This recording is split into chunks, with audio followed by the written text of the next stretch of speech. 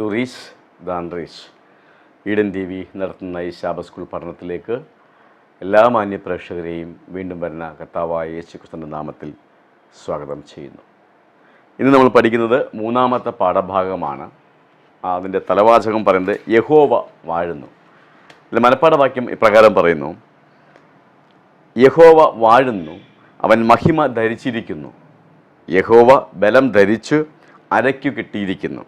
ഭൂലോകം ഇളകാതെ ഉറച്ചു നിൽക്കുന്നു. സങ്കീർത്തനങ്ങളുടെ പുസ്തകം 93-ാം അധ്യായം അതിൻ്റെ 1-ാമത്തെ വാക്യമാണ്. ഈ ആഴ്ചയിൽ നാം പഠിക്കുന്നത്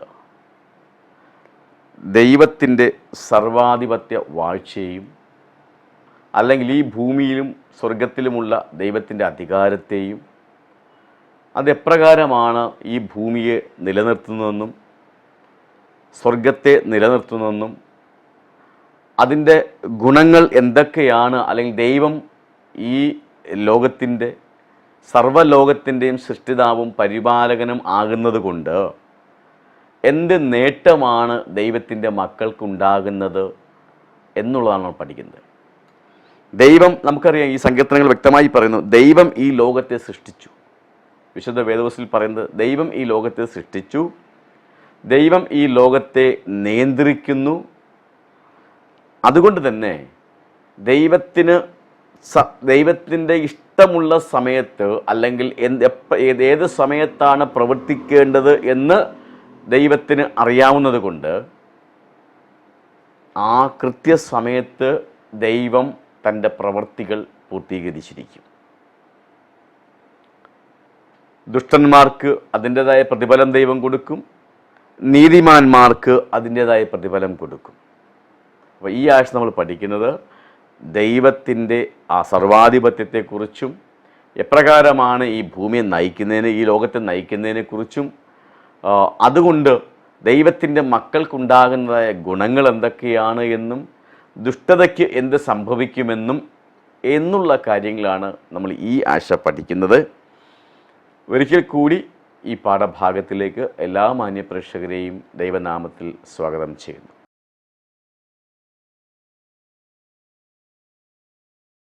ഞായറാഴ്ച ഭാഗത്തിലേക്ക് വരുമ്പോൾ ദൈവം നമ്മെ ഉളവാക്കി. അപ്പം സങ്കീർത്തനങ്ങളിൽ വളരെ വ്യക്തമായി സൃഷ്ടിപ്പിനെക്കുറിച്ച് വളരെ വ്യക്തമായി പല ഭാഗങ്ങളിലും പറയുന്നുണ്ട്. അപ്പോൾ അവിടെ പറഞ്ഞ ദൈവത്തിൻ്റെ ഉന്നത അധികാരത്തെ ഉയർത്തിക്കാണിക്കുന്നതിന് വേണ്ടി സൃഷ്ടിപ്പ് സങ്കീർത്തനങ്ങളിൽ ഒരു നിർണായ പങ്കാണ് വഹിക്കുന്നത്. ഇവിടെ പറഞ്ഞ ദൈവത്തിൻ്റെ കൈവേലയായ ആകാശം, അവിടുന്ന് സകലവും സൃഷ്ടിച്ചു, തനിക്ക് ആരംഭമില്ല അവസാനമില്ല എന്നിങ്ങനെയുള്ള ഒരുപാട് പദപ്രയോഗങ്ങൾ കൊണ്ട് ഈ ലോകത്തിൻ്റെ ഈ പ്രപഞ്ചത്തിൻ്റെ സൃഷ്ടിതാവ് ദൈവമാണ് എന്ന് സങ്കീർത്തനക്കാർ ഉറപ്പിച്ചു പറയുന്നു. അപ്പം ഈ പ്രപഞ്ചത്തിൻ്റെ സൃഷ്ടിതാവ് ദൈവമാണ് എന്ന് വേദപുസ്തകത്തിൻ്റെ ആരംഭം മുതൽ അവസാനം വരെ പറയുന്നുണ്ട്. സങ്കീർത്തനക്കാരും അത് ഉറപ്പിച്ച് ആവർത്തിച്ച് പല സ്ഥലങ്ങളിലും അതിനെക്കുറിച്ച് പറയുന്നുണ്ട്. ആകാശം ദൈവത്തിൻ്റെ കൈവേലയെ വർണ്ണിക്കുന്നു. അങ്ങനെ നമുക്ക് സങ്കീർത്തനങ്ങൾ നാം നോക്കുമ്പോൾ പല സ്ഥലങ്ങളിലും സൃഷ്ടിപ്പ് ദൈവം നടത്തിയതാണ്, അല്ലെങ്കിൽ ഈ പ്രപഞ്ചത്തെ സൃഷ്ടിച്ചത് സർവശക്തനായ ദൈവമാണ് എന്ന് കാണിക്കുന്ന ഒട്ടനവധി വചനങ്ങൾ നമുക്കുണ്ട്. ദൈവത്തിന് ആരംഭവുമില്ല അവസാനവുമില്ല. അപ്പം ഇവിടെ പറയുന്ന എല്ലാ കാര്യങ്ങളും ഈ സങ്കീർത്തനങ്ങളൊക്കെ തന്നെ വായിക്കുമ്പോൾ ദൈവം ഈ പ്രപഞ്ചത്തെ സൃഷ്ടിച്ചത് എപ്രകാരമാണ് എന്നും അല്ലെങ്കിൽ ദൈവമാണ് ഈ പ്രപഞ്ചത്തിൻ്റെ സൃഷ്ടിതാവാണ് എന്ന് ഉറപ്പിച്ച് പറയുന്നു. മാത്രവുമല്ല, പ്രകൃതിയിലുള്ളതായ പല കാര്യങ്ങളെയും ഒരു കാലഘട്ടത്തിൽ ചില വിഭാഗം ജനങ്ങൾ ആരാധിച്ചിരുന്നു. ഉദാഹരണത്തിന് സൂര്യൻ, ചന്ദ്രൻ, ചില നക്ഷത്രങ്ങൾ, ഇങ്ങനെയുള്ള പ്രകൃതിയിലുള്ള പല കാര്യങ്ങളെയും, ഇപ്പോൾ കാറ്റിനെ ചിലർ ആരാധിച്ചിരുന്നു, മിന്നലിനെ, ഇടിയെ, ഇങ്ങനെയൊക്കെ ഇവരെയൊക്കെ അതുല്യ ശക്തികളുള്ളവരായി അല്ലെങ്കിൽ ദൈവങ്ങളായി ആരാധിച്ചിരുന്ന ഒരു കാലഘട്ടവും ഒരു വിഭാഗം ജനങ്ങളും ഉണ്ടായിരുന്നു. അപ്പം അവരോടൊക്കെ സങ്കീർത്തനക്കാർ പറയുന്നത്, നിങ്ങൾ ആരാധിക്കുന്നതായ ഈ ഇടിമിന്നലും സൂര്യനും ചന്ദ്രനും മറ്റ് പ്രകൃതിയിലുള്ള ശക്തികളെയൊക്കെ ഉണ്ടാക്കിയ ദൈവത്തെയാണ് ഞങ്ങൾ സ്തുതിക്കുന്നത്.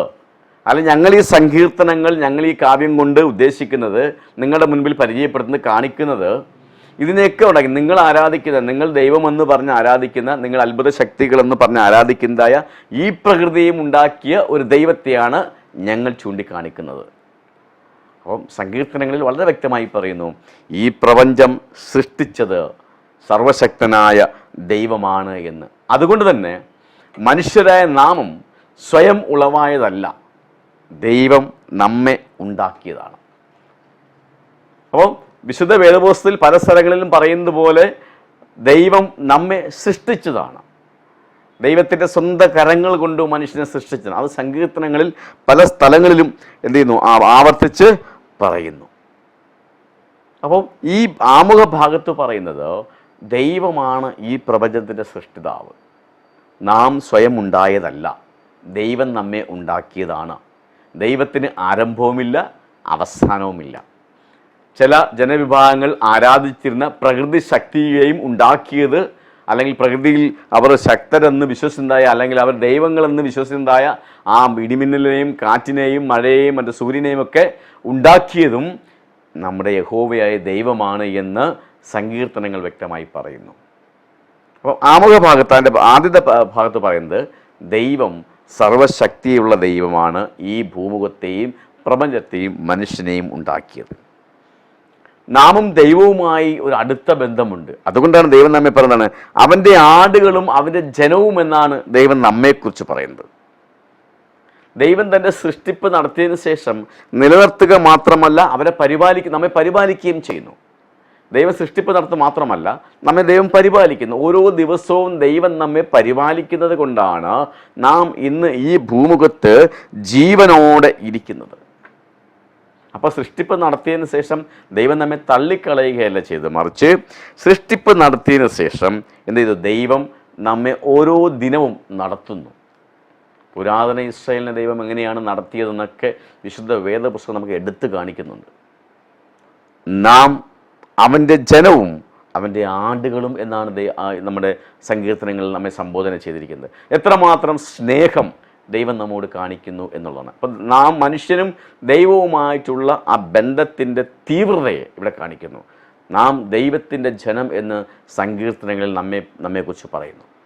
അവൻ മേയ്ക്കുന്ന ആടുകൾ എന്നും സങ്കീർത്തനങ്ങൾ നമ്മെക്കുറിച്ച് പറയുന്നു. അപ്പം മനുഷ്യനും ദൈവവുമായിട്ടുള്ള ബന്ധം എത്രമാത്രം വലുതാണ് എന്ന് സങ്കീർത്തനങ്ങൾ നമ്മെ ഓർമ്മിപ്പിക്കുകയാണ് ചെയ്യുന്നത്. അപ്പോൾ ആമുഖഭാഗത്ത് സങ്കീർത്തനങ്ങൾ, ആ ആമുഖഭാഗത്ത് ഈ പാഠത്തിൻ്റെ ആമുഖഭാഗത്ത് പറയുന്നത് ദൈവം സർവ്വത്തിൻ്റെയും സൃഷ്ടിതാവാണ്, ദൈവത്തിന് ആരംഭമില്ല അവസാനമില്ല, നമ്മെ സൃഷ്ടിച്ചത് ദൈവമാണ്, ഈ പ്രകൃതിയിലുള്ള ശക്തികളൊക്കെ സൃഷ്ടിച്ചതും ദൈവമാണ്.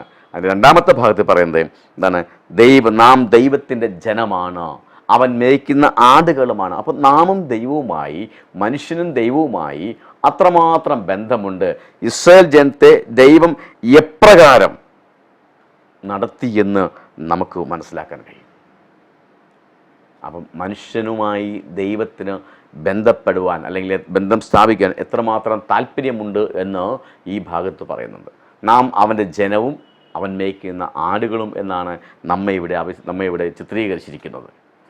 അതിൻ്റെ അടുത്ത ഭാഗത്തേക്ക് വരുമ്പോൾ എന്താണ്, ദൈവം തൻ്റെ ജനത്തെ അനുഗ്രഹിക്കാനും അത് വർദ്ധിപ്പിക്കാനും അധികാരവും ശക്തിയും ദൈവത്തിന് മാത്രമേ ഉള്ളൂ. സൃഷ്ടിയായ മനുഷ്യനെ അനുഗ്രഹിക്കാനും അവർക്ക് മറ്റു എല്ലാ അനുഗ്രഹങ്ങളും നൽകുവാനും സൃഷ്ടിതാവായ ദൈവത്തിന് മാത്രമേ അധികാരമുള്ളൂ. അതുകൊണ്ട് തന്നെ നമ്മുടെ ആരാധന എന്ന് പറയുന്നത് നമ്മുടെ സൃഷ്ടിതാവിന് മാത്രമായി കൊടുക്കുവാൻ ഉള്ളതാണ്. ആരാധനയ്ക്ക് മറ്റൊരാൾക്കും, ആരാധന ലഭിക്കുവാൻ മറ്റൊരാൾക്കും അധികാരമില്ല എന്നാണ് സങ്കീർത്തനങ്ങൾ പറയുന്നത്. നമ്മെ സൃഷ്ടിച്ചതായ ദൈവം, നമ്മെ പരിപാലിക്കുന്നതായ ദൈവം, നമ്മെ നടത്തുന്നതായ ദൈവം, അവൻ്റെ ജനം എന്ന് നമ്മെക്കുറിച്ച് പറയുന്നതായ ദൈവം, അല്ലെങ്കിൽ ദൈവത്തോട് എപ്പോഴും നാം ചേർന്നിരിക്കണമെന്ന് ആഗ്രഹിക്കുന്നതായ ദൈവം നമ്മെ അനുഗ്രഹിക്കുകയും പരിപാലിക്കുകയും ചെയ്യുന്നത് കൊണ്ട് നമ്മുടെ ആരാധനയ്ക്ക് അർഹനായ ഏക വ്യക്തി എന്ന് പറയുന്നത് നാം ആരാധിക്കുന്ന ദൈവമാണ്. അപ്പോൾ സങ്കീർത്തനങ്ങൾ അത് അടിവരയിട്ട് പറയുന്നു. ആരാധനയ്ക്ക് യോഗ്യൻ എന്ന് പറയുന്നത് ഒരാളേ ഉള്ളൂ, അത് നാം ആരാധിക്കുന്നതായ നമ്മുടെ ദൈവമാണ്. അപ്പോൾ ദൈവം ഇവിടെ പറയുന്നത് ദൈവത്തിൻ്റെ മഹത്വം സൃഷ്ടിയിൽ, വീഴ്ചഭവശ ഭൂമിയിലെ സൃഷ്ടിയിൽ പോലും കാണപ്പെടുന്നു. ദൈവം മാത്രമാണ് ആരാധനയ്ക്ക് യോഗ്യനെന്നും സങ്കീർത്തനങ്ങൾ ചൂണ്ടിക്കാണിക്കുന്നു. ഈ ഭാഗം നമ്മോട് പറയുന്നത് ദൈവം നമ്മെ സ്നേഹിക്കുന്നു, ദൈവം നമ്മെ പരിപാലിക്കുന്നു, നമ്മെ സൃഷ്ടിച്ചു, നമ്മെ പരിപാലിക്കുന്നു. നമ്മുടെ ആരാധനയ്ക്ക് യോഗ്യൻ ദൈവം മാത്രമാണ്. ഈ അവസാന ഭാഗത്ത് പറയുന്നത് പോലെ ദൈവം നക്ഷത്രങ്ങളെ പേർ ചൊല്ലി വിളിക്കുന്നു. എന്നാൽ അതിനേക്കാൾ എത്രയോ ശ്രേഷ്ഠമായ രീതിയിലാണ് ദൈവം നമ്മെ സ്നേഹിക്കുന്നത് എന്ന് സങ്കീർത്തനങ്ങൾ വളരെ വ്യക്തമായി പറയുന്നു. ദൈവം നമ്മെ ഉളവാക്കി എന്ന ഈ പാഠഭാഗം നമ്മോട് പറയുന്നത്, നമ്മെ ഓർമ്മിപ്പിക്കുന്നത്, നമ്മെ സൃഷ്ടിച്ചവനും നമ്മെ പരിപാലിക്കുന്നവനുമായ നമ്മുടെ ദൈവത്തിന് മാത്രമാണ് നമ്മുടെ ആരാധനകൾ നൽകേണ്ടത്. ആ ദൈവം നമ്മുടെ ആരാധനകൾ സ്വീകരിക്കുവാൻ തയ്യാറാണ്. അപ്പോൾ നാം എപ്പോഴും ഓർക്കേണ്ടത്, എന്നെ ഉളവാക്കിയത്, എന്നെ സൃഷ്ടിച്ചതും എന്നെ പരിപാലിക്കുന്നതും എൻ്റെ ദൈവമാണ്. ആ ദൈവത്തിൻ്റെ ജനമായിരിക്കുവാൻ ദൈവം ആഗ്രഹിക്കുന്നത് പോലെ നാം ഓരോരുത്തരും തയ്യാറാക്കണം എന്നുള്ളതാണ് ഈ ഞായറാഴ്ച പാഠഭാഗം നമ്മെ ഓർമ്മിപ്പിക്കുന്നത്.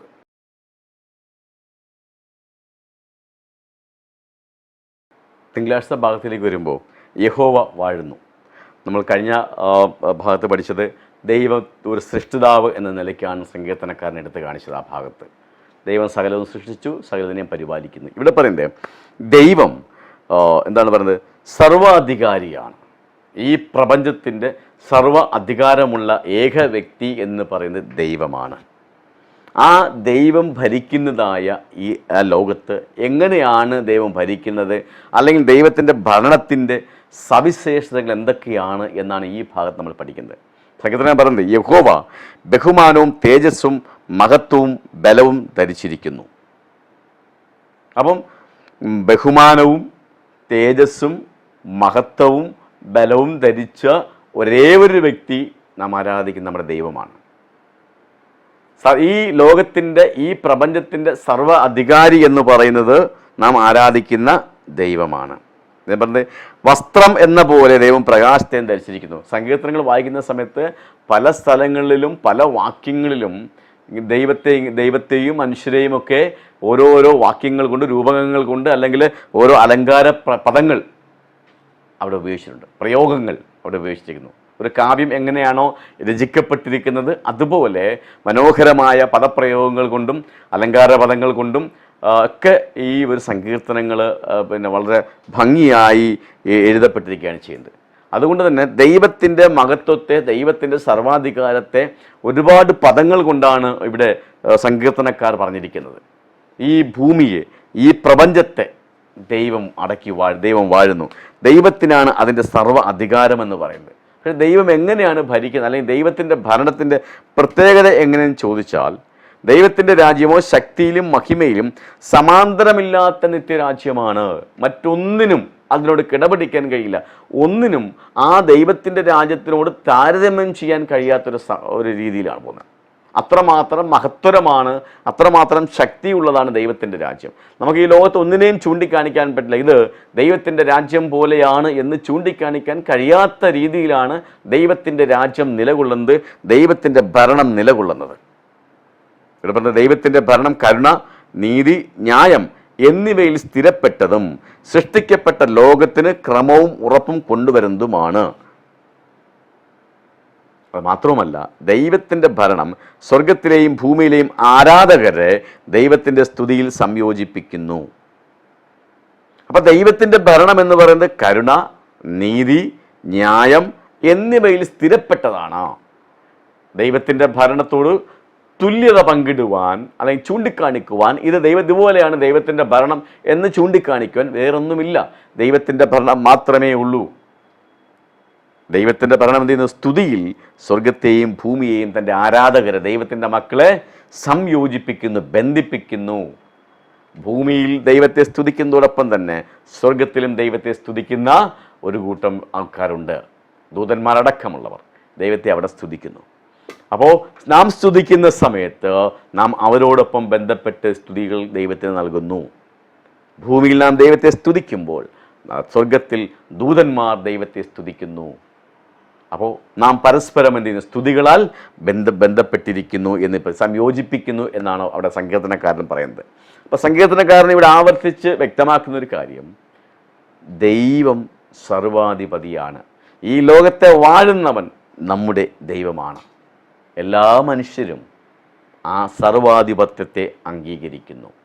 എന്നാൽ ഈ ലോകത്ത് നമ്മൾ ജീവിക്കുമ്പോൾ പലരും അതിനെ തിരസ്കരിക്കുകയും പരിഹസിക്കുകയും ദൈവത്തിൻ്റെ സർവാധിപത്യത്തെ, ദൈവം ഈ ലോകത്തെ ഉണ്ടാക്കിയെന്നും ദൈവമാണ് ഇത് ഈ ലോകത്തെ സംരക്ഷിച്ച് നിർത്തുന്നതെന്നും ദൈവമാണ് ഈ ലോകത്തെ നയിക്കുന്നതും എന്ന വസ്തുതയെ പലരും എന്തു ചെയ്യുന്നു? മറന്നു കളയുന്നു, തിരസ്കരിക്കുന്നു. അതുകൊണ്ടാണ് സങ്കീർത്തനങ്ങൾ പറഞ്ഞത് ദൈവമില്ല എന്ന് മൂഢൻ തൻ്റെ ഹൃദയത്തിൽ പറയുന്നു. അപ്പോൾ കുറേ ജനങ്ങൾ ദൈവത്തെ എന്തു ചെയ്യുന്നു? തിരസ്കരിക്കും, ദൈവത്തെ നിഷേധിക്കും. മാത്രമല്ല, നമ്മൾ നോക്കുന്ന സമയത്ത് ദുഷ്ടൻ എന്തു ചെയ്യുന്നു? അഭിവൃദ്ധിപ്പെടുന്നു.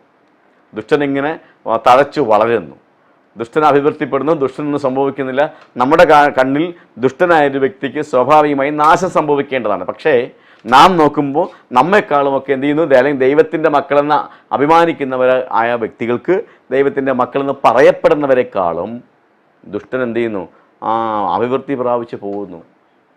അപ്പോൾ സ്വാഭാവികമായിട്ട് മറ്റുള്ളവർക്ക് വിഷമമുണ്ട്. പക്ഷേ എന്താണ്? ദൈവത്തിൻ്റെ ദീർഘക്ഷമയുള്ളത് കൊണ്ടാണ് ദുഷ്ടൻ അങ്ങനെ അഭിവൃദ്ധി പെട്ടു പോകുന്നത്. പക്ഷേ സങ്കീർത്തനം വേറൊരു കാര്യം കൂടെ പറയുന്നുണ്ട്. എന്ത് ചെയ്യുന്നു?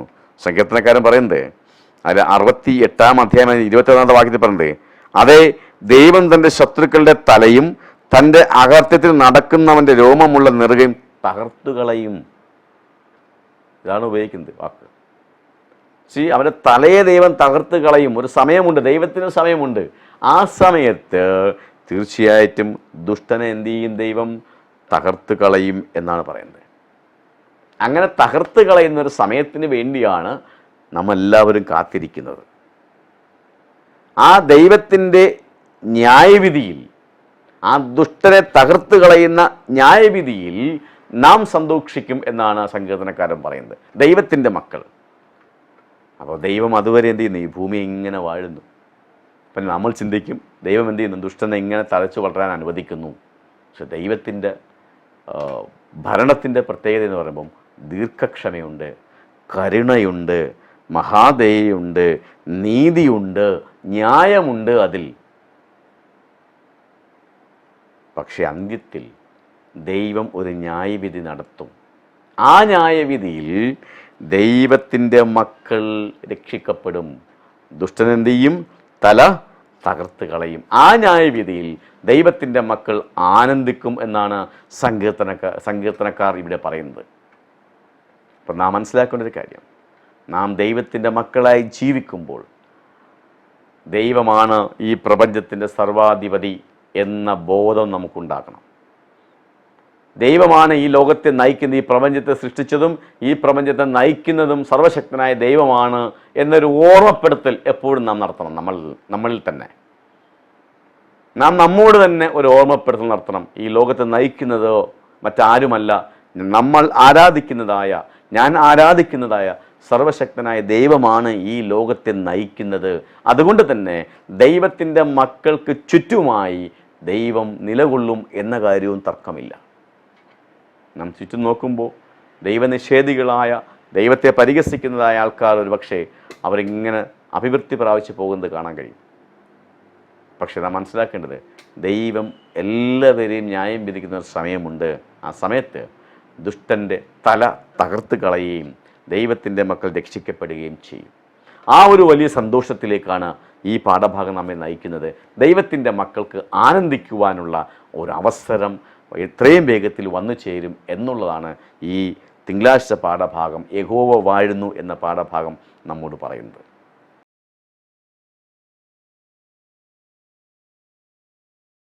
ദൈവമാണ് ന്യായാധിപതി. ചൊവ്വാഴ്ച ഭാഗമാണ്. നമ്മൾ ആദ്യം പഠിച്ചു, ദൈവം ഈ ലോകത്തിൻ്റെ സൃഷ്ടിതാവാണ്, പ്രപഞ്ചത്തിൻ്റെ സൃഷ്ടിതാവാണ്. 2 പറഞ്ഞു, ദൈവം ഈ പ്രപഞ്ചത്തിൻ്റെ സർവാധിപതിയാണ്. ഇപ്പോൾ നമ്മൾ പഠിക്കുന്നത്, ചിന്തിക്കാൻ പോകുന്നത്, ദൈവം ന്യായാധിപതിയാണ്. ഈ ലോകത്തിൻ്റെ സർവ്വ ആധിപത്യവും ദൈവത്തിൻ്റെ കരങ്ങളിലായിരിക്കുമ്പോഴും, ഈ പ്രപഞ്ചത്തെ ദൈവം നയിക്കുമ്പോഴും അതെങ്ങനെയാണ് ദൈവം നയിക്കുന്നതെന്ന് വെച്ചാൽ ന്യായാധിപതിയായിട്ടാണ്. ന്യായമാണ് ദൈവത്തിൻ്റെ ഭാഗത്തുള്ളത്. ദൈവത്തിൻ്റെ ഭരണത്തിൻ്റെ പ്രധാനപ്പെട്ട ഒരു ഘടകമെന്ന് പറഞ്ഞത് ന്യായമായിട്ടാണ് ദൈവം ഓരോ ജനങ്ങളെയും ഭരിക്കുന്നത് എന്ന് ദൈവം മനസ്സിലാക്കുന്നത്. ഈ ഭൂമിയെ ഭരിക്കുന്നത് ദൈവം ന്യായമായിട്ട് തന്നെയാണ്. എന്നാൽ ആ ന്യായത്തെ ദുഷ്ടന്മാർ നിരന്തരം ഭീഷണിപ്പെടുത്തുകയും അതിനെ തിരസ്കരിക്കുകയും അതിനെ പരിഹസിക്കുകയും ചെയ്യുന്നു. ദൈവം ന്യായാധിപതി ആയതുകൊണ്ട് ആ ന്യായത്തെ ദുഷ്ടന്മാർ പരിഹസിക്കുന്നു, അവർ എതിർക്കുന്നു, അവരതിനെ തിരസ്കരിക്കുന്നു, അങ്ങനെയൊന്നുമില്ല എന്ന് പറയുന്നു, അല്ലെങ്കിൽ ദൈവത്തിൻ്റെ ഭാഗത്ത് ന്യായമില്ല എന്നും വാദിക്കുന്നു. പക്ഷെ ദൈവത്തിൻ്റെ ഭരണം ന്യായത്തിൽ അടിസ്ഥാനപ്പെട്ടതാണ് എന്നാണ്, ന്യായത്തിലും നീതിയിലും ദീർഘക്ഷമയിലും സ്നേഹത്തിലും കരുണയിലും അടിസ്ഥാനപ്പെട്ടതാണ് എന്നാണ് സങ്കീർത്തനങ്ങൾ നമ്മെ പഠിപ്പിക്കുന്നത്. ഇവിടെ സങ്കീർത്തനങ്ങൾ 75 പറയുന്നത് ദുഷ്ടനെ നശിപ്പിക്കും ദൈവം. ദൈവം ന്യായത്തോടു കൂടിയാണ് ഈ ഭൂമിയെ വിധിക്കുന്നത്, ഭരിക്കുന്നത്. ആ ന്യായത്തോടു കൂടി ദൈവം ഈ ഭൂമിയെ ഭരിക്കുമ്പോൾ ഒരു ന്യായവിധി ഉണ്ടാകും. ആ ന്യായവിധിയിൽ ദൈവം ദുഷ്ടനെ നശിപ്പിച്ച് കളയും. അതിനുപയോഗിച്ചിരിക്കുന്ന പദപ്രയോഗങ്ങൾ എന്ന് പറയുന്നത് നുരയ്ക്കുന്ന വീഞ്ഞു നിറഞ്ഞ പാനപാത്രം, അത് ദൈവത്തിൻ്റെ ഉഗ്രകോപത്തെ സൂചിപ്പിക്കുന്നു. അപ്പം കാവ്യരൂപേണ ദൈവം അല്ലെങ്കിൽ എങ്ങനെയാണ് ഈ ലോകത്തെ ദൈവം നശിപ്പിക്കുന്നതെന്നോ അല്ലെങ്കിൽ ദുഷ്ടനെ ദൈവം നശിപ്പിക്കുന്നതെന്ന് കാവ്യരൂപേണ സങ്കീർത്തനങ്ങളിൽ 75 പറഞ്ഞിരിക്കുന്നു. എന്താണ്? നുരയ്ക്കുന്ന വീഞ്ഞു നിറഞ്ഞ പാനപാത്രം, അത് ദൈവത്തിൻ്റെ ഉഗ്രകോപത്തെ സൂചിപ്പിക്കുന്നു. പിന്നെ ദുഷ്ടൻ്റെ കൊമ്പുകളെ മുറിക്കും എന്ന് പറയുന്നത് ദുഷ്ടൻ്റെ സർവ്വ അധികാരത്തെയും നിർത്തലാക്കും എന്നുള്ളതാണ്. അത് എപ്പോഴാണ് എന്ന് ചോദിച്ചാൽ തക്ക സമയത്ത്, ഒരു നിയോഗിക്കപ്പെട്ട സമയത്ത് ദൈവം തിരഞ്ഞെടുക്കുന്ന സമയമാണത്. അവിടെയാണ് പലപ്പോഴും നമുക്ക് ദൈവത്തിൻ്റെ മക്കൾക്കൊരു ഒരു ആശങ്കയുള്ളത്. എപ്പോൾ ഇതൊക്കെ സംഭവിക്കും, എപ്പോൾ ഇങ്ങനെ ദുഷ്ടൻ്റെ ഈ വളർച്ച നിൽക്കും, എപ്പോൾ അയാൾക്ക് പകരം അല്ലെങ്കിൽ പ്രതിഫലം കിട്ടും എന്നൊക്കെ ഉള്ളത്. അത് ദൈവത്തിൻ്റെ സമയമാണ്. ദൈവത്തിന് വിട്ടുകൊടുക്കുക എന്നുള്ളതാണ് സങ്കീർത്തനം പറയുന്നത്. ദൈവം തീർച്ചയായിട്ടും ദൈവം ന്യായം വിധിക്കും. അത് ദൈവത്തിൻ്റെ മക്കൾക്ക് സന്തോഷത്തിൻ്റെ ഒരു സുദിനമായിരിക്കും. അപ്പോൾ ദുഷ്ടൻ്റെ കൊമ്പ് മുറിച്ചു കളയുക എന്ന് വെച്ചാൽ ദുഷ്ടൻ്റെ ആധിപത്യം, ദുഷ്ടൻ്റെ അധികാരം അല്ലെങ്കിൽ ദുഷ്ടൻ്റെ ആ ഒരു വാഴ്ച അതോടുകൂടി നശിപ്പിച്ച് കളയുക. ദൈവത്തിൻ്റെ ഉഗ്രകോപം ദുഷ്ടന്മാർക്കെതിരെ ഉണ്ടാകും. അതിന് തക്കതായ ഒരു സമയം ദൈവത്തിനുണ്ട് എന്നുള്ളതാണ്. അപ്പോൾ ആ ന്യായവിധി സമയത്തിനും അല്ലെങ്കിൽ ദുഷ്ടനെ തകർത്ത് കളയുന്നതിന് മുൻപ് ദൈവം തൻ്റെ മക്കളെക്കുറിച്ച് പരിശോധിക്കുന്നുണ്ട്. ആരൊക്കെയാണ് ദൈവത്താൽ രക്ഷിക്കപ്പെടാൻ അർഹതയുള്ളവർ എന്നൊരു പരിശോധന ദൈവം നടത്തുന്നത്. നമ്മുടെ ഹൃദയങ്ങൾ ദൈവം ശോധന ചെയ്യുന്നു. ഉൽപ്പത്തിയിലും അത് പറയുന്നുണ്ട്. അപ്പോൾ ഓരോ മനുഷ്യൻ്റെയും ഹൃദയങ്ങളെ ദൈവം ശോധന ചെയ്യുന്നു. ആരൊക്കെയാണ് രക്ഷിക്കപ്പെടാൻ അർഹതയുള്ളവർ? അതിനൊരു പക്ഷേ നമ്മൾ പരിശോധന ന്യായവിധി എന്ന് പറയുന്നുണ്ട്. ദൈവം ഈ ലോകത്തെ അല്ലെങ്കിൽ ദുഷ്ടതയെ എന്നേക്കുമായി നശിപ്പിക്കുന്നതിന് മുൻപ് ദൈവത്തിൻ്റെ മക്കൾ ആരൊക്കെയാണ് എന്നും ദൈവത്തിൻ്റെ പക്ഷത്ത് ആരൊക്കെ നിൽക്കും എന്നുള്ളത് ഒരു പരിശോധന ന്യായവിധി നടക്കുന്നുണ്ട്. നമ്മെ ഓർമ്മപ്പെടുത്തേണ്ടത് നാം ദൈവത്തിൻ്റെ ഭാഗത്ത് നിൽക്കുന്നവരാണോ എന്ന് നാം ചിന്തിക്കണം. നമുക്ക് നമ്മോട് തന്നെ ചോദിക്കാൻ കഴിയുന്നത്, ഞാൻ ദൈവത്തിൻ്റെ ഭാഗത്താണോ നിൽക്കുന്നത്?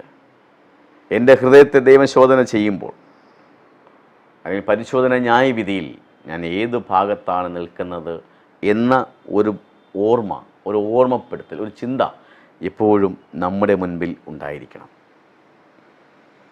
ഈ അന്ത്യന്യായവിധിയിൽ എന്താണ് സംഭവിക്കുന്നത് ചോദിച്ചാൽ, ദൈവം തൻ്റെ ജനത്തെ ദുഷ്ടന്മാരിൽ നിന്നും വിടിവിക്കുന്നു, എന്നേക്കുമായി അവരെ നശിപ്പിക്കുന്നു. ദുഷ്ടന്മാരെ എന്നേക്കുമായി നശിപ്പിക്കുന്നു. താഴ്മയുള്ള ദൈവത്തിൻ്റെ മക്കളെ ദൈവം രക്ഷ കൊണ്ട് അലങ്കരിക്കും. രണ്ടാമത്തെ വിഷയം, ദൈവം എന്ത് ചെയ്യും? അനുദപിക്കാത്ത ദുഷ്ടന്മാർ എന്നേക്കുമായി നശിപ്പിക്കപ്പെടും. അപ്പോൾ ദൈവത്തിൻ്റെ മക്കളെ ദൈവം രക്ഷിക്കുന്നു. അനുദപിക്കാത്ത ദുഷ്ടന്മാർ, ആ ദൈവം ദീർഘക്ഷമ നൽകി സമയം നീട്ടിക്കൊടുത്തിട്ടും ദൈവത്തിങ്കിലേക്ക് തിരികെ വരാത്ത അല്ലെങ്കിൽ ദൈവത്തിങ്കിലേക്ക് മനം തിരിഞ്ഞ് വരാത്തതായ ദുഷ്ടന്മാരെ ദൈവം എന്നും എന്നേക്കുമായി നശിപ്പിക്കുന്നു. അവിടെ സങ്കീർത്തനങ്ങൾ പറയുന്നത്, ഈ ലോകത്തുള്ള ഒരു ആയുധങ്ങളും ആ ദൈവത്തിനെതിരെ ഫലിക്കുകയില്ല. ഇവിടെ പറയുന്നതാണ്, അവിടെ വെച്ച് അവൻ വില്ലിൻ്റെ മിന്നുന്ന അമ്പുകളും പരിചയും വാളും യുദ്ധവും തകർത്ത് കളഞ്ഞു എന്നാണ് പറഞ്ഞേക്കുന്നത്. ആസാഫിൻ്റെ സങ്കീർത്തനമാണ്. അപ്പോൾ ആസാഫ് പറഞ്ഞേക്കുന്നത് അവിടെ വെച്ച് അവൻ എന്ത് ചെയ്യുന്നു?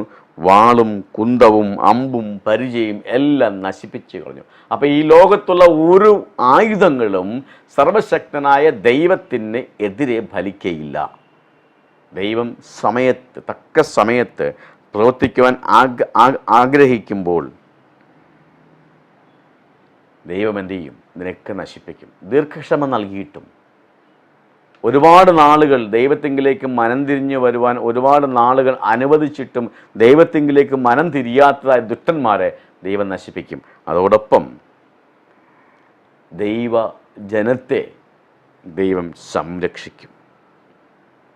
പക്ഷെ അതിനു മുൻപ് ദൈവത്തിൻ്റെ ജനം ആര് എന്നുള്ളത് ദൈവജനത്തിൽ തന്നെ ഒരു ന്യായവിധി ആരംഭിക്കും. അപ്പോൾ ദൈവത്തിൻ്റെ ഭാഗത്തായിരിക്കും നാം ചിന്തിക്കേണ്ടത് നമ്മുടെ ന്യായവിധി എന്തായിരിക്കും എന്നുള്ളതാണ്. നാം ദൈവത്തിൻ്റെ ഭാഗത്ത് ഉറച്ചു നിൽക്കുന്നു എങ്കിൽ നമുക്ക് ഭയപ്പെടാനൊന്നുമില്ല, ആശങ്കപ്പെടാനൊന്നുമില്ല. ന്യായവിധിയിൽ നാം സന്തോഷിക്കുകയാണ് വേണ്ടത്. കാരണം എൻ്റെ ന്യായവിധിയിൽ ഞാൻ ദൈവത്തോടൊപ്പമായിരിക്കുമെന്ന ഉത്തമ വിശ്വാസം നമുക്കുണ്ട് എങ്കിൽ നടക്കുന്ന ന്യായവിധിയിൽ ആശങ്കപ്പെടേണ്ട ഒരു കാര്യവും ദൈവത്തിൻ്റെ ജനത്തിനില്ല. കാരണം നാം ആരാധിക്കുന്നതായ ദൈവം ന്യായാധിപതിയാണ്. ന്യായത്താലല്ലാതെ ദൈവം ഒരു രീതിയിലും ആരെയും വിധിക്കുകയോ ആരെയും ശിക്ഷിക്കുകയോ ആർക്കും പ്രതിഫലം നൽകുകയോ ചെയ്യുകയില്ല. അതുകൊണ്ട് നാം ആരാധിക്കുന്ന ദൈവം ന്യായാധിപതിയായിരിക്കൊണ്ട് നാം ദൈവത്തിൻ്റെ ഭാഗത്താണ് നിൽക്കുന്നതെങ്കിൽ ദൈവം നടത്തുന്ന ന്യായവിധിയിൽ നാം ഭയക്കേണ്ടതില്ല. ദൈവം നടത്തുന്ന ന്യായവിധിയിൽ നാം സന്തോഷിക്കേണ്ട വേണ്ടത്. കാരണം ദുഷ്ടതയെ അവിടെ പരിപൂർണമായിട്ട് ഉന്മൂലനം ചെയ്യും ദൈവം. എന്നേക്കുമായി സന്തോഷവും നിത്യരക്ഷയും ദൈവത്തിൻ്റെ മക്കൾക്കോ ദൈവം പ്രദാനം ചെയ്യും. അതുകൊണ്ട് തന്നെ ഈ പാഠഭാഗം ശ്രദ്ധിക്കുന്ന നാം എല്ലാവരും ചിന്തിക്കേണ്ടത്, സന്തോഷിക്കേണ്ടത്, നാം ആരാധിക്കുന്ന ദൈവം ന്യായാധിപതിയാണ്. ആ ന്യായാധിപതിയായ ദൈവമുള്ളത് കൊണ്ട് ദൈവം ന്യായത്തോടു കൂടി മാത്രമേ എനിക്ക് പ്രതിഫലം തരികയുള്ളൂ എന്ന് ഓരോ ദൈവത്തിൻ്റെ മക്കളും വിശ്വസിക്കേണ്ടതായ, അല്ലെങ്കിൽ മറ്റുള്ളവർ പറഞ്ഞ് പഠിപ്പിക്കേണ്ടതായ സമയം കൂടിയാണിത്. ഈ പാഠഭാഗം നമ്മോട് പറയുന്നത് തന്നെയാണ്. നാം ആരാധിക്കുന്ന ദൈവം ന്യായത്തിൻ്റെ അടിസ്ഥാനത്തിൽ മാത്രമേ, ന്യായത്തോടു കൂടി മാത്രമേ ഈ നമ്മളോടും മറ്റുള്ളവരോടും, ദൈവത്തെ അനുസരിക്കുന്നവരോടും ദൈവത്തെ അനുസരിക്കാത്തവരോടും ന്യായത്തോടു കൂടി മാത്രമേ ദൈവം പ്രവർത്തിക്കുകയുള്ളൂ. അതുകൊണ്ട് തന്നെ അവരവർക്കുള്ള പ്രതിഫലം ന്യായമായി തന്നെ ദൈവം കൊടുക്കും എന്നുള്ള തർക്കമില്ല. പാഠഭാഗവും നമ്മോട് പറഞ്ഞത് തന്നെയാണ്. നമുക്കുള്ള പ്രതിഫലം ന്യായമായി ദൈവം നമുക്ക് നൽകും എന്നുള്ളതാണ്.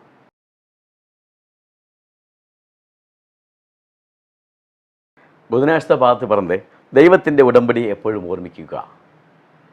ദൈവം മനുഷ്യനോട് ചെയ്തതായ ഉടമ്പടിയുണ്ട്.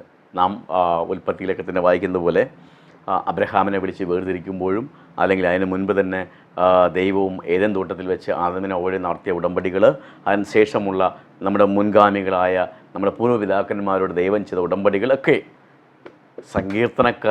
സങ്കീർത്തനം എഴുതിയവരും ഇത് തന്നെ പറയുന്നു.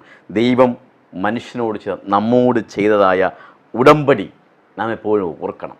എന്തുകൊണ്ട് ആ ഉടമ്പടി ഓർക്കണമെന്ന് ചോദിച്ചാൽ, ദൈവം മനുഷ്യനോട് ചെയ്ത ഉടമ്പടികളൊക്കെ തന്നെ പാലിച്ചിട്ടുണ്ട്. അത് എടുത്തു പറയുകയാണ് സങ്കീർത്തനങ്ങളിൽ. അപ്പോൾ അതുകൊണ്ട് ദൈവം നമ്മോട് ചെയ്യുവാനുള്ള, അല്ലെങ്കിൽ നമുക്ക് പിന്നെ പാലിക്കുവാനുള്ള ഇനി ഉടമ്പടികളുണ്ട്. ആ ഉടമ്പടിയും ദൈവം ചെയ്യും. മുൻ അനുഭവം നമുക്ക് ചൂണ്ടിക്കാണിക്കുകയാണ് ചെയ്യുന്നത്. നമ്മുടെ പൂർവികന്മാരോട് ദൈവം അവിടെ വെച്ച് ചെയ്ത ഉടമ്പടി, ഇന്ന സ്ഥലത്ത് ചെയ്ത ഉടമ്പടി ഇന്ന സ്ഥലത്ത് വെച്ച് പൂർത്തീകരിക്കപ്പെട്ടു, ഇന്ന വ്യക്തിയോട് ചെയ്ത ഉടമ്പടി ഇന്ന സ്ഥലത്ത് വെച്ച് പൂർത്തീകരിക്കപ്പെട്ടു, ഇങ്ങനെ ചൂണ്ടിക്കാണിക്കുകയാണ് ചെയ്യുന്നത്. അതുകൊണ്ട് തന്നെ ആ ഉടമ്പടിയിൽ നാം എന്ത് ചെയ്യണം? വിശ്വസിക്കണം എന്നാണ് പറയുന്നത്. അത് ഓർമ്മിക്കണം എപ്പോഴും. ദൈവം നമ്മോട് ഉടമ്പടി ചെയ്തിട്ടുണ്ട്, അത് പാലിക്കും. ദൈവം നമ്മോട് ഉടമ്പടി ചെയ്തിട്ടുണ്ട്, അത് നിവർത്തിക്കും. ഇവിടെ പറയുന്നത് ദൈവജനം സുരക്ഷിതരായിരിക്കേണ്ടതിനു ദൈവം സിയോനിൽ വാസമാക്കുകയും തൻ്റെ വിലയേറിയ സമ്പത്ത് എന്ന നിലയിൽ അവരുമായി ദൈവം ഒരു നിത്യ ഉടമ്പടി ഉണ്ടാക്കുകയും ചെയ്തു. ഈ ഉടമ്പടി ഉണ്ടാക്കുന്നതായ ദൈവം ഒരിക്കലും നമ്മെ തള്ളിക്കളയുകയില്ല എന്ന് പറയുന്നു. പലപ്പോഴും ഇസ്രായേൽ മക്കളുമായി, പുരാതന ഇസ്രായേൽ മക്കളുമായി ദൈവം ഉടമ്പടി ഉണ്ടാക്കി. പക്ഷെ അവരെന്ത് ചെയ്തു? ദൈവത്തിൻ്റെ പാതയിൽ നിന്നും മാറി സഞ്ചരിച്ചു. എന്നിട്ടും ദൈവം അവരോട് ക്ഷമിക്കുകയും ദൈവം അവരുടെ പൂർവികന്മാരോട് ചെയ്തതായ, അല്ലെങ്കിൽ അവരോട് ചെയ്തതായ ഉടമ്പടി ഓർക്കുകയും ചെയ്തു എന്നാണ് വിശുദ്ധ വേദപുസ്തകം നമ്മെ പഠിപ്പിക്കുന്നത്. ദൈവം തിരഞ്ഞെടുത്തതായ ഇസ്രായേൽ മക്കൾ, ദൈവം ഉടമ്പടി ചെയ്ത ഇസ്രായേൽ മക്കൾ, അവർ ദൈവത്തിൽ നിന്ന് അകന്ന് ദൈവത്തെ തള്ളിപ്പറയുന്ന അവസരങ്ങൾ ഉണ്ടായിട്ടുണ്ട്. അല്ലെങ്കിൽ ദൈവത്തിൻ്റെ പാത വിട്ട് മറ്റു പാതകൾ സ്വീകരിച്ചുകൊണ്ട് അവർക്ക് സ്വന്തം ഇഷ്ടപ്രകാരം ജീവിച്ചതായ അവസരങ്ങൾ അവരുടെ ജീവിതത്തിൽ ഉണ്ടായിട്ടുണ്ട്. പക്ഷെ അപ്പോഴൊക്കെ ദൈവം അവരോട് ക്ഷമിക്കുകയാണ് ചെയ്തത്. എന്നിട്ട് എന്ത് ചെയ്തു? ദൈവം അവരോട് ചെയ്തതായ ഉടമ്പടികൾ ദൈവം ഓർത്തു എന്നുള്ളതാണ്. അവരെ നേരിൻ്റെ പാതയിലേക്ക് കൊണ്ടുവരുവാൻ വേണ്ടി ദൈവം പരിശ്രമിച്ചു, ദൈവം ആഗ്രഹിച്ചു, ദൈവത്തിൻ്റെ പ്രവാചകന്മാരെ ഉപയോഗിച്ചു, ദൈവത്തിൻ്റെ പുരോഹിതന്മാരെ ഉപയോഗിച്ചു, ദൈവത്തിൻ്റെ മക്കളെ ഉപയോഗിച്ചു. അവരെ ഉപദേശിക്കുകയും ശാസിക്കുകയും ഒക്കെ ചെയ്ത് അവരെ ദൈവത്തിൻ്റെ വഴിയിലേക്ക് കൊണ്ടുവന്നു. അതുകൊണ്ട് എന്ത് ചെയ്യണം? ഇവിടെ സങ്കീർത്തനങ്ങൾ പറഞ്ഞ് നാം ദൈവത്തിൻ്റെ ഉടമ്പടി എപ്പോഴും ഓർക്കുക. സങ്കീർത്തനങ്ങൾ 105 പറയുന്നത് ഇസ്രായേലിൻ്റെ ചരിത്രം തന്നെയാണ്. ദൈവം എന്ത് ചെയ്തു? അവരെ വലിയ ക്ഷാമകാലത്ത് തൻ്റെ ജനത്തെയും ആ പ്രദേശങ്ങളെ ജനതയും സംരക്ഷിക്കുന്നതിന് മുൻകരുതലോടെ ദൈവം എന്ത് ചെയ്തു? യോസേഫിനെ ഈജിപ്തിലേക്ക് അയച്ചു. അപ്പം യോസേഫിനെ, അല്ലെങ്കിൽ തൻ്റെ ജനമായ ഇസ്രായേലിൽ, തൻ്റെ ജനങ്ങൾ താമസിക്കുന്ന ഇസ്രായേലിൽ വലിയൊരു ക്ഷാമമുണ്ടാകാൻ പോകുന്നു. ആ ക്ഷാമകാലത്ത് എങ്ങനെ തൻ്റെ ജനം അവിടെ ജീവിക്കുമെന്നതിന് ദൈവത്തിന് അറിയാം. ദൈവത്തിനൊരു പദ്ധതി ഉണ്ടായിരുന്നു. അതിനുവേണ്ടി ആ ക്ഷാമകാലത്തെ അതിജീവിക്കുവാൻ വേണ്ടി ദൈവം യോസെഫിനെ ആ ക്ഷാമം വരുന്നതിന് വളരെ വർഷങ്ങൾക്ക് മുൻപ് തന്നെ ഈജിപ്തിലേക്ക് അയച്ചു. അതുകൊണ്ട് തന്നെ ക്ഷാമകാലത്ത് യോസേഫ് അല്ലെങ്കിൽ ഇസ്രായേൽ മക്കൾക്ക് ആ ഈജിപ്തിൽ നിന്നും, അല്ലെങ്കിൽ യോസേഫ് മന്ത്രിയായിരിക്കുന്ന ആ ഒരു രാജ്യത്ത് നിന്നും അവർക്ക് സുഭിക്ഷമായ ഭക്ഷണം ലഭിച്ചു എന്ന് പറയുന്നു. അതിന് ശേഷം അവർ ആ രാജ്യത്ത് അടിമകളായി തീർന്നു. എന്നാൽ ആ അടിമകളായി തീർന്നതായി ഇസ്രായേൽ മക്കളെ വിടുവിക്കുവാൻ വേണ്ടി തക്ക സമയത്ത് ദൈവം മോശയെ ഉയർത്തി. അപ്പം നോക്കണം, സങ്കീർത്തനക്കാരൻ പറഞ്ഞതാണ്, ദൈവത്തിൻ്റെ സമയത്താണ് ദൈവം മോശയെ ഉയർത്തിയത്. ഇസ്രായേൽ മക്കൾ അവിടെ അടിമകളാകുന്ന കാലം തൊട്ടേ ഒരുപക്ഷെ ദൈവത്തോട് ഇങ്ങനെ പ്രാർത്ഥിച്ചുകൊണ്ടിരുന്നായിരിക്കും. അവരിങ്ങനെ ദൈവത്തോട് നിലവിളിച്ചിരിക്കും, ഞങ്ങൾ അടിമത്തത്തിലാണ്, ഞങ്ങളെ വിടിവിക്കണമേ വിടിവിക്കണമേ എന്നവർ പല ആവർത്തി ദൈവത്തോട് അവർ കരഞ്ഞിരിക്കും. പക്ഷെ ദൈവത്തിൻ്റെ സമയത്ത് തൻ്റെ ജനത്തെ മോചിപ്പിക്കുവാനായി ദൈവം മോശയെ ഉയർത്തി. അപ്പോൾ ദൈവം ചെയ്ത ഉടമ്പടിയാണത്. ദൈവത്തിൻ്റെ ഉടമ്പടികൾ എപ്പോഴും ദൈവം പാലിക്കുകയാണ് ചെയ്തത്. മാത്രവുമല്ല, അവരെന്ത് ചെയ്തു? അവരെ പാലും തേനും ഒഴുകുന്ന കനാൻ ദേശത്തിലേക്ക് വഴി നടത്തുകയും അവരെ എതിർക്കുവാൻ വന്ന ശത്രുക്കളെ അവരെ കാൽക്കീഴിലാക്കുകയും ദൈവം അവർക്ക് സംരക്ഷകനായി നിലകൊള്ളുകയും ചെയ്തു എന്നുള്ളതാണ്. നോക്കൂ, ദൈവം സംരക്ഷകനായ ഒരു ജനം, ദൈവം നായകനായ ഒരു ജനം, ദൈവം വിളിച്ചിറക്കി കൊണ്ടുവന്നൊരു ജനം. ആ ജനം എപ്രകാരം ജീവിക്കണമെന്ന് ചോദിച്ചാൽ അവർ ദൈവജനം ദൈവത്തെ ബഹുമാനിക്കും വിധം ജീവിക്കണം എന്നാണ് നാം ചിന്തിക്കേണ്ടത്. ദൈവം ചെയ്ത ഉടമ്പടിയെ മറക്കാതിരിക്കുക എന്ന് പറയുന്നതിൻ്റെ അർത്ഥവും അത് തന്നെയാണ്. നാം എങ്ങനെ ജീവിക്കണം? ദൈവത്തെ ബഹുമാനിക്കുന്ന വിധം നാം ജീവിക്കണം. ദൈവം ചെയ്ത ഉടമ്പടിയെ മറക്കാതിരിക്കുക എന്ന് നമ്മോട് സങ്കീർത്തനങ്ങൾ ആവശ്യപ്പെടുന്നത് നാം ദൈവത്തിൻ്റെ ജനമായി, ദൈവത്തെ മറ്റുള്ളവർക്ക് പറഞ്ഞു കൊടുക്കുന്നവരായി, പരിചയപ്പെടുത്തി കൊടുക്കുന്നവരായി, സാക്ഷീകരിക്കുന്നവരായി നാം തീരണം. നമുക്ക് നമ്മുടെ ദൈവത്തെക്കുറിച്ച്, ദൈവം നമ്മുടെ ജീവിതത്തിൽ ചെയ്ത അത്ഭുതങ്ങളെക്കുറിച്ച് അനേകർക്ക് പറഞ്ഞു കൊടുക്കാൻ കഴിയും. നമ്മുടെ പൂർവികന്മാരോട് ചെയ്ത കാര്യങ്ങൾ, നമ്മുടെ ജീവിതങ്ങളിൽ ദൈവം ചെയ്ത അത്ഭുതങ്ങൾ, കരുതൽ, ദൈവത്തിൻ്റെ കരുതൽ, ഏതൊക്കെ അവസ്ഥയിലാണ് ദൈവം നമ്മോടൊപ്പം ഉണ്ടായെന്ന് നമുക്കറിയാം. അതുകൊണ്ടാണ് സങ്കീർത്തനക്കാരൻ പറയുന്നത്, കൂരിൽ താഴ്വരയിൽ കൂടി നടന്നാലും ഞാൻ ഒരനർത്ഥവും ഭയപ്പെടില്ല, കാരണം ദൈവം എന്നോട് കൂടെ ഉണ്ടല്ലോ. നോക്കൂ, നമ്മുടെ ജീവിതം നമ്മൾ ചിന്തിക്കുമ്പോൾ നമ്മുടെ ജീവിതത്തിലൊക്കെ ഇത് ഉണ്ടായിട്ടുണ്ട്. പല അവസരങ്ങളിലും ദൈവം നമ്മോടൊപ്പം ഉണ്ടായിരുന്നു. പല അവസരങ്ങളിൽ നമ്മൾ വീഴുമെന്ന അവസ്ഥയിൽ പോലും ദൈവം നമ്മെ പിടിച്ചു നിർത്തിയിട്ടുണ്ട്. അപ്പോൾ അങ്ങനെ അത്ഭുതങ്ങൾ നമ്മുടെ ജീവിതത്തിൽ ചെയ്തതായ ഈ ദൈവത്തെക്കുറിച്ച് നാം മറ്റുള്ളവരോട് പറഞ്ഞു കൊടുക്കണം. അതോടൊപ്പം തന്നെ നാം അതിനനുസരിച്ച് ജീവിക്കുകയും വേണം. നമ്മുടെ ജീവിതവും അപ്രകാരം ക്രമപ്പെടുത്തുകയും വേണം എന്നാണ് പറയുന്നത്. ദൈവത്തിൻ്റെ അത്ഭുതങ്ങളെയും ന്യായവിധികളെയും ഓർമ്മിക്കുവാൻ നമ്മൾ ആവശ്യപ്പെടുന്നതിൻ്റെ അർത്ഥം എന്ന് പറയുന്നത് നാം ദൈവത്തിന് അനുസരണയുള്ള മക്കളായി നാം ജീവിക്കണം. അതോടൊപ്പം തന്നെ നാം മറ്റുള്ളവർക്ക് നമ്മുടെ ഈ ലോകത്തിൻ്റെ സൃഷ്ടിതാവിനെ കാണിച്ചു കൊടുക്കുകയും വേണം എന്നാണ് ഈ ദൈവത്തിൻ്റെ ഉടമ്പടിയെ മറക്കാതിരിക്കുക എന്ന് പറയുന്നതിൻ്റെ അർത്ഥം. ഇസ്രായേൽ മക്കൾ മറന്നുപോയി, പക്ഷെ ദൈവം അവരെ എന്ത് ചെയ്തു? ആ ഉടമ്പടിയിലേക്ക് തിരികെ കൊണ്ടുവന്നു. നാം ദൈവത്തിൻ്റെ ജനമാണ്. നാമുമായിട്ട് ദൈവത്തിന് ഉടമ്പടിയുണ്ട്. ആ ഉടമ്പടി പാലിക്കുവാൻ ദൈവം തയ്യാറാണ്. എന്നാൽ നാം തയ്യാറാണോ എന്ന് ചിന്തിക്കണം. നാം നമ്മെ തന്നെ ഒരുക്കിയിട്ടുണ്ടോ? ദൈവത്തിൻ്റെ ഉടമ്പടിയുടെ ഭാഗമായ നമ്മൾ അത് പൂർത്തീകരിക്കുവാൻ ഒരു ഉടമ്പടി വെക്കുമ്പോൾ 2 കക്ഷികൾ തമ്മിലായിരിക്കും ഉടമ്പടി, 1-ൽ കൂടുതൽ കക്ഷികൾ തമ്മിലായിരിക്കും ഉടമ്പടി. ആ ഉടമ്പടിയിൽ ഏർപ്പെടുന്നതായ എല്ലാ കക്ഷികൾക്കും, എല്ലാ വ്യക്തികൾക്കും തുല്യ പ്രാധാന്യമുണ്ട്, തുല്യ ഉത്തരവാദിത്തമുണ്ട്. ആ ഉടമ്പടിയിലെ വ്യവസ്ഥകൾ പാലിക്കുവാൻ തുല്യ ഉത്തരവാദിത്തമുണ്ട്. അപ്പോൾ ദൈവം നാമുമായിട്ട് വെച്ചേക്കുന്ന ഉടമ്പടി എന്തൊക്കെയാണെന്ന് നമുക്ക് എല്ലാവർക്കും അറിയാം. നാം ദൈവത്തിൻ്റെ ജനവും അവൻ മേയ്ക്കുന്ന ആടുകളുമാണ്. ആ ഉടമ്പടി നമ്മുടെ പങ്ക് നാം പൂർത്തീകരിക്കുന്നുണ്ടോ എന്ന ഒരു ചിന്ത, എന്ന ഒരു ചോദ്യം നാം നമ്മോട് തന്നെ ചോദിക്കണം. ഞാനും ദൈവവുമായിട്ട് വെച്ചിട്ടുള്ള ഉടമ്പടി, അല്ലെങ്കിൽ ദൈവം എന്നോട് ചെയ്തിട്ടുള്ള ഉടമ്പടി, ഈ സത്യവേദ പുസ്തകത്തിൽ പറഞ്ഞിരിക്കുന്ന ഉടമ്പടിയുടെ ഭാഗമായ ഞാൻ അതിലെ വ്യവസ്ഥകൾ, ഞാൻ ചെയ്യേണ്ടതായ വ്യവസ്ഥകൾ പാലിക്കുന്നുണ്ടോ എന്ന് നമ്മൾ ചിന്തിക്കണം.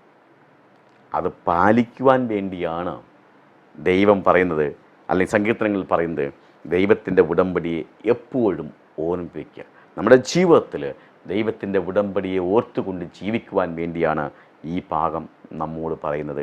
എപ്പോഴും ദൈവത്തിൻ്റെ ഉടമ്പടിയെ ഓർമ്മിപ്പിക്കുക.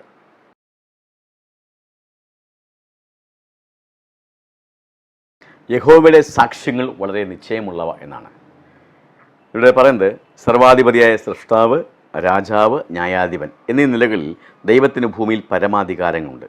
ഇവിടെ സാക്ഷ്യങ്ങൾ എന്ന് പറയുന്നത് ദൈവത്തിൻ്റെ നിയമങ്ങളെയാണ് പറയുന്നത്, ദൈവത്തിൻ്റെ ചട്ടങ്ങളെയാണ് പറയുന്നത്. അപ്പോൾ ദൈവത്തിൻ്റെ സാക്ഷ്യങ്ങൾ എന്ന് പറയുന്നത് ഇവിടെ എന്താണ്? ഒരു വിധി, അല്ലെങ്കിൽ എന്താണ്? നിയമം എന്നാണ് അർത്ഥമാക്കുന്നത്. അതുകൊണ്ട് തന്നെ ദൈവത്തിൻ്റെ സാക്ഷ്യങ്ങൾ എന്ന് പറഞ്ഞാൽ ദൈവത്തിൻ്റെ നിയമങ്ങൾ എന്നാണ് അർത്ഥമാക്കുന്നത്. ദൈവസിംഹാസനത്തിൻ്റെ നീക്കമില്ലാത്തതും സുസ്ഥിരവുമായ അവസ്ഥയാണ് അത് പ്രതിഫലിപ്പിക്കുന്നത്. അപ്പോൾ ദൈവത്തിൻ്റെ നിയമങ്ങൾ എന്ന് പറയുന്നത് മാറ്റമില്ലാത്തവയാണ്. അത് ഒരിക്കലും മാറുകയില്ല. ആ നിയമങ്ങൾ നിത്യമായിട്ടുള്ളവയാണ്. അത് നിശ്ചയമായും അങ്ങനെ തന്നെ സംഭവിക്കും. അതിന് ഒരു മാറ്റവും ഇല്ല. എബ്രായ പദങ്ങളെക്കുറിച്ച് ഈ പാഠഭാഗത്ത് പറയുന്നുണ്ട്. എബ്രായ പദങ്ങൾ എന്താണ്? ഇതെത്തെന്നും മറ്റു കുറേ കാര്യങ്ങൾ പറയുന്നുണ്ട്. ഇത് ഉളവായതിൻ്റെ ഈ വാക്കുകൾ എങ്ങനെയാണ് ഈ പദങ്ങൾ ഉളവായതെന്നൊക്കെ വളരെ വ്യക്തമായിട്ട് പാഠഭാഗത്ത് പറയുന്നുണ്ട്. അപ്പോൾ ഇവിടെ പറയുന്നത് ഇതെത്തെന്നും വിധി അല്ലെങ്കിൽ ഡിഗ്രി എന്നൊക്കെ അർത്ഥമാക്കുന്നത്. അപ്പോൾ സാക്ഷ്യങ്ങൾ എന്ന് പറഞ്ഞാൽ നിയമങ്ങളാണ്, ദൈവത്തിൻ്റെ വിധികൾ. അത് നിശ്ചയമുള്ളവയാണ്, തീർച്ചയുള്ളവയാണ്. അതൊരിക്കലും മാറ്റപ്പെടാൻ കഴിയുകയില്ല. ദൈവത്തിൻ്റെ നിയമങ്ങൾക്ക് ഒരിക്കലും മാറ്റം സംഭവിക്കുകയില്ല. ദൈവത്തിൻ്റെ ആജ്ഞകൾക്ക് എന്താണ്? അന്തസത്തയ്ക്ക് ദൈവം ഉറപ്പ് നൽകുന്നു. ദൈവ നിയമത്തിൻ്റെ മാറ്റമില്ലാത്ത സ്വഭാവത്തിൻ്റെ ഉറപ്പിനെ പൂർണ്ണമായും ദൃഢപ്പെടുത്തുന്നതാണ് ദൈവത്തിൻ്റെ വിശ്വാസം. ദൈവം വിശ്വസ്തനാണോ? ദൈവത്തിൻ്റെ നിയമങ്ങളിൽ അല്ലെങ്കിൽ ദൈവത്തിൻ്റെ വാക്കുകളിൽ ദൈവം വിശ്വസ്തനാണ്.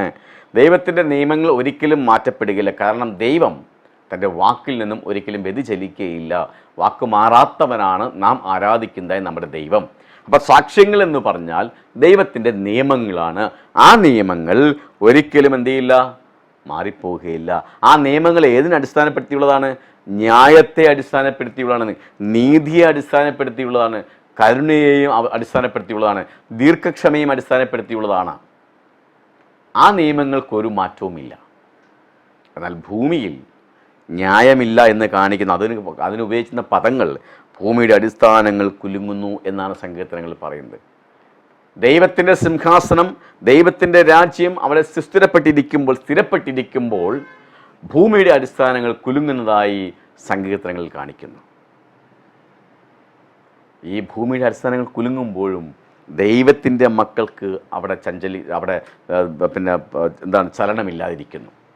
കാരണം അവർ ദൈവത്തിൻ്റെ നിയമങ്ങളിലാണ് നിൽക്കുന്നത്.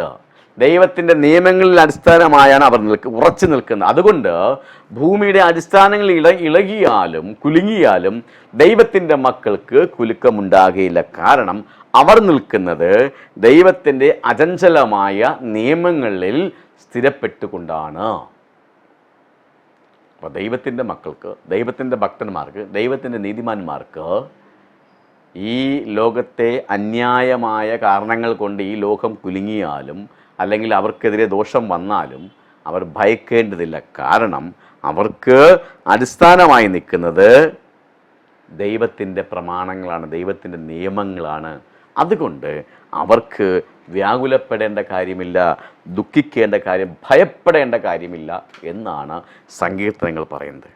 ഇവിടെ പറയുന്നത് ദൈവം എന്താണ്, നിൻ്റെ വചനം എൻ്റെ കാലുകളിന് ദീപമാണ് എന്നാണ് പറയുന്നത്. ദൈവത്തിൻ്റെ വചനം നമ്മുടെ കാലുകൾക്ക് ദീപമായി മാറുന്നുവെങ്കിൽ നമ്മെ വഴി നടത്തുന്നത്, നമുക്ക് മുൻപായി ദൈവത്തിൻ്റെ വചനമാണ് നമ്മെ വഴി നടത്തുന്നത് എങ്കിൽ നാം പോകുന്ന വഴിയിൽ ഒളിഞ്ഞിരിക്കുന്നതായ അപകടങ്ങളെ നമുക്ക് കാണിച്ചു തരുവാൻ ഈ ദീപത്തിന് കഴിയും. അതാണ് ദൈവത്തിൻ്റെ മക്കൾക്കുള്ള പ്രത്യേകത.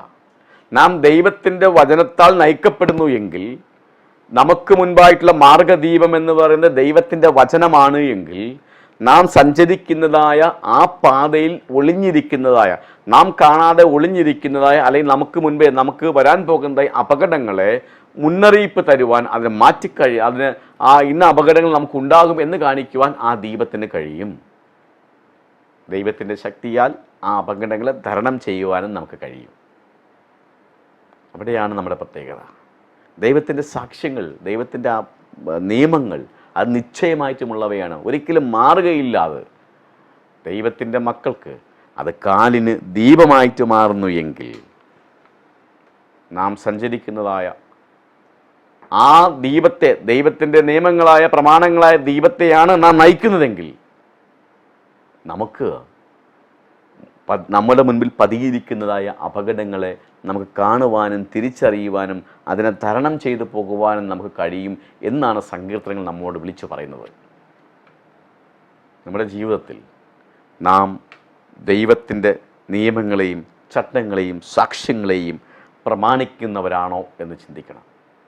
നമുക്ക് മാർഗദീപമായി മുന്നിൽ നിലകൊള്ളുന്നത്, നമ്മെ നയിക്കുന്നത്, നാം പിന്തുടരുന്നത് ദൈവത്തിൻ്റെ സാക്ഷ്യങ്ങളും ചട്ടങ്ങളുമായ മാർഗദീപമാണോ? ആ മാർഗദീപമാണ് നാം പിന്തുടരുന്നതെങ്കിൽ, ആ ദീപത്തെയാണ് നമ്മുടെ മുൻപിൽ വെച്ചുകൊണ്ട് അതിൻ്റെ പിറകിലാണ് നാം സഞ്ചരിക്കുന്നതെങ്കിൽ, തീർച്ചയായിട്ടും നമുക്ക് വന്ന് ഭവിക്കാൻ പോകുന്ന അപകടങ്ങളെയൊക്കെ തന്നെ നമുക്ക് കാണുവാനും അതിനെ അതിജീവിക്കുവാനുള്ള മുൻകരുതലെടുക്കുവാനും നമുക്ക് കഴിയും. ആ ദീപം നമ്മുടെ മുൻപിൽ ഇല്ല എങ്കിൽ നാം അപകടങ്ങളിൽ നിന്ന് അപകടങ്ങളിലേക്ക് ചെന്ന് ചാടുന്നൊരവസ്ഥയിലേക്കായിരിക്കും ദൈവത്തിൻ്റെ ജനങ്ങൾ. അതുകൊണ്ടാണ് ദൈവം പറയുന്നത്, എന്താണ് സങ്കീർത്തനങ്ങൾ പറയുന്നത്, ദൈവത്തിൻ്റെ വചനം കാലിനു ദീപമാണ്, അത് പാതയ്ക്കൊരു പ്രകാശവുമാണ് എന്ന് പറയുന്നു. നമുക്ക് ഒരു മഹാസമാധാനമുണ്ട്. പ്രയാസങ്ങളുടെ ഇടയിലൂടെ തന്നെ നടന്നുകൊണ്ട് ഒരു മഹാസമാധാനം നമുക്ക് അനുഭവിക്കാൻ കഴിയും. അത് ദൈവമക്കൾക്ക് മാത്രമുള്ളൊരു പ്രത്യേകതയാണ്. നമുക്ക് ചുറ്റും പ്രയാസങ്ങളൊക്കെ ഉണ്ടാകും, പക്ഷേ അതിനെയൊക്കെ തരണം ചെയ്യുവാൻ സർവശക്തനായ ദൈവത്തിൻ്റെ ശക്തി നമുക്ക് ലഭിക്കുമ്പോൾ ആ ഒരു മഹാസമാധാനം എല്ലാ ദൈവമക്കൾക്കും അനുഭവിക്കാൻ കഴിയും. ദൈവസനിൽ വസിക്കുന്നതിൽ നിന്നും ദൈവവുമായി സമ്പൂർണ്ണമായ ബന്ധമുണ്ടാക്കുന്നതിൽ നിന്നുമാണ് നമുക്ക് ഈ സമാധാനം ഉണ്ടാക്കുന്നത്.